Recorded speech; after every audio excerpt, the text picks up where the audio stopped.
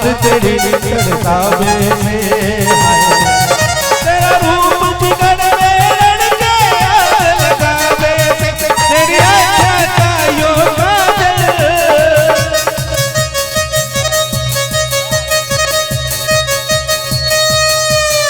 और झूम के ताली बजा के जय हो जय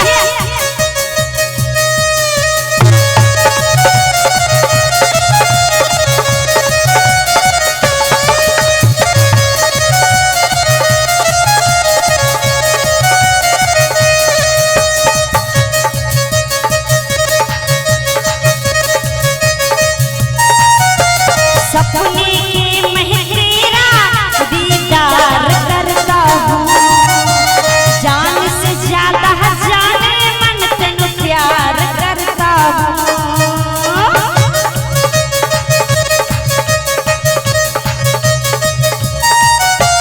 सपने के महतेरा दीदार करता हूँ जान से ज्यादा जाने मन तेनु प्यार करता हूँ।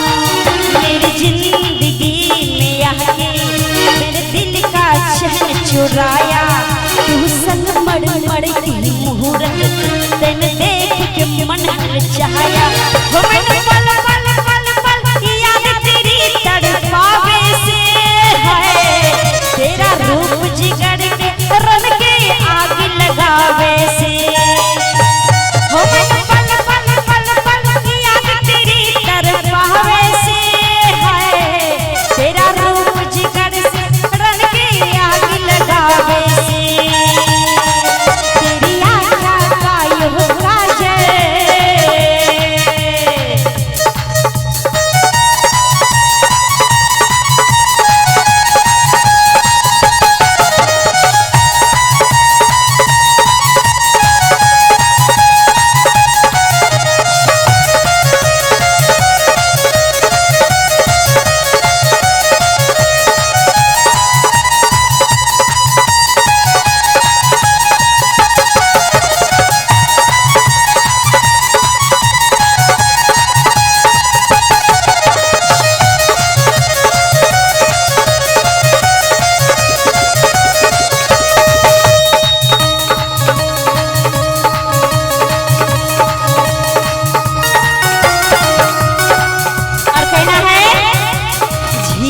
गहरी तेरी आँखों में खो जाऊं जुल्फ घटा सारी तेरी मैंने में खो जाऊं।